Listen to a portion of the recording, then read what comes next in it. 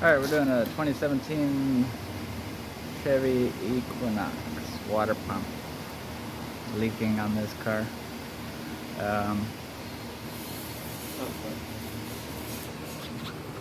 It looks like this.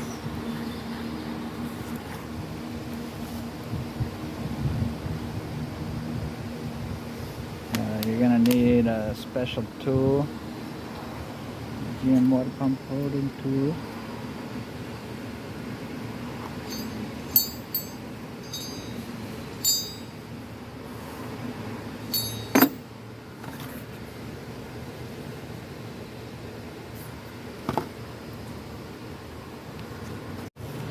Alright, so first you're going to take off your air intake, remove your battery housing, and get down to your exhaust.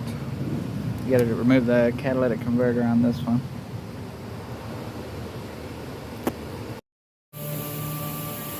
Alright, we removed our air intake and the engine covers.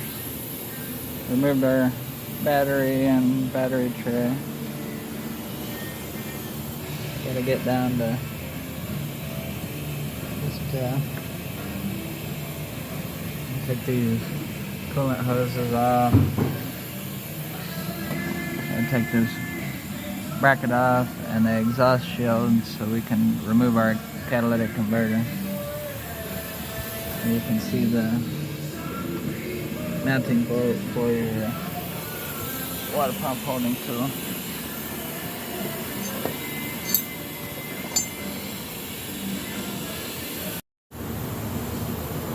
Alright, there's 3 bolts to take off for the catalytic converter. We'll take these 2 coolant hoses off. Try and get down here. Take the coolant temp sensor disconnected.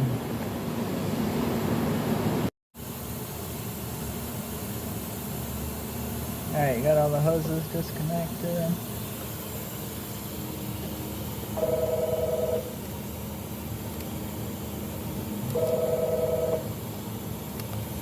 Go ahead and raise it up so we can disconnect that housing.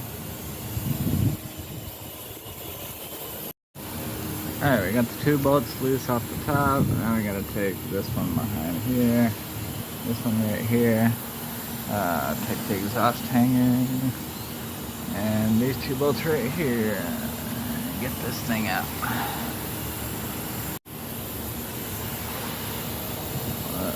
You gotta disconnect your O2 sensor here and disconnect the other O2 sensor up there.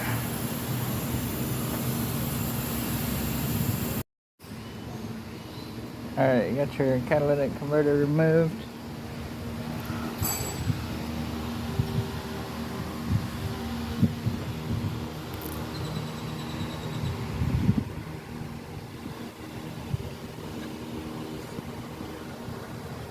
Go ahead and take your water pump drain bolt.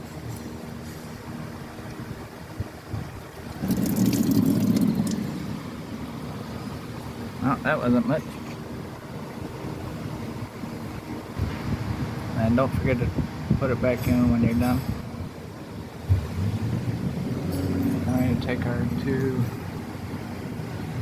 10mm for this thermostat housing up there. Can't really get a good look on it.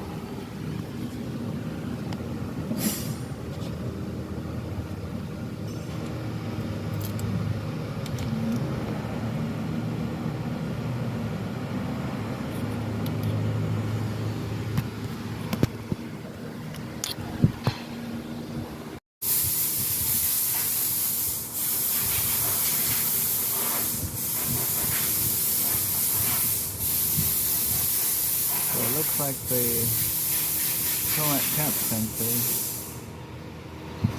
interferes with getting the top bolt out.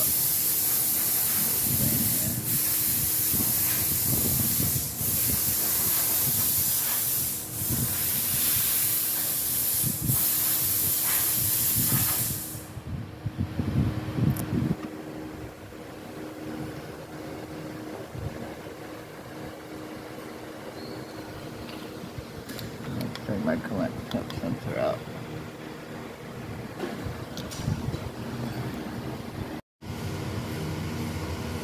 And you have a third bolt there.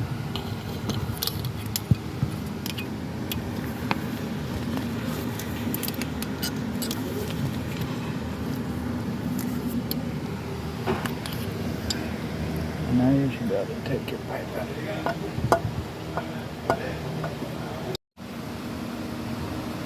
Alright, so I was able to get this assembly out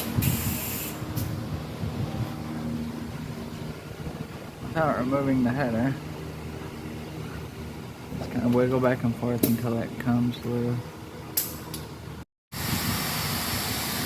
I can go ahead and open the water pump holding tool cavity, those 4 bolts right there. Alright, so I go ahead and hand tighten these 3 center ones. They thread in to the end of the water pump. And then I'm gonna install the previous bolts here and snug them down. So these 3 bolts are threading into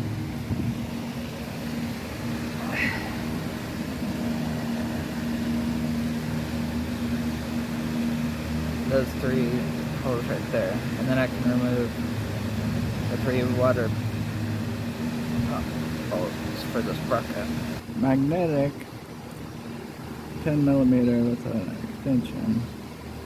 I can pull the water pump holding bolts out. You don't want to drop one of these down into a timing cover, because then you'll be pulling the timing cover off. So use a magnetic socket if you can. Alright, you got 2 13mm in the front. There's one up there.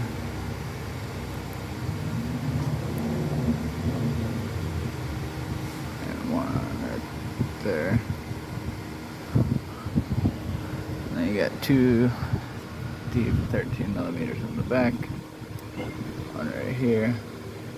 One right here. So I've already removed the 2 in the back and the 2 in the front.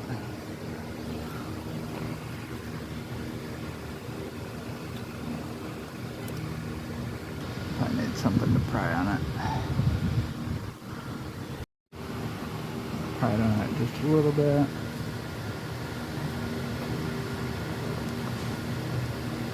A little bit loose.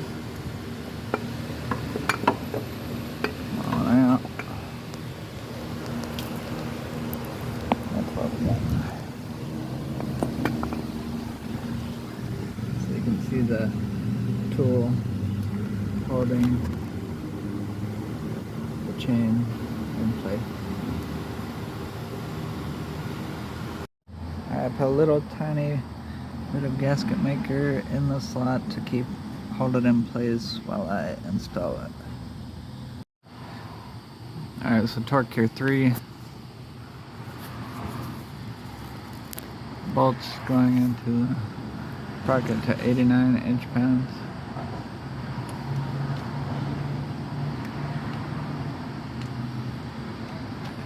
And tighten up your other nuts, 2 on the front, 2 bolts on the front, 2 bolts on the back. And then you can put your housing all back together and use new O-rings. Then you can take your plate off and re-put your cover back on with the new gasket. Clean it off and then put it all back together. Alright, put it all back together. Fill up the coolant. Let it run. Looks good.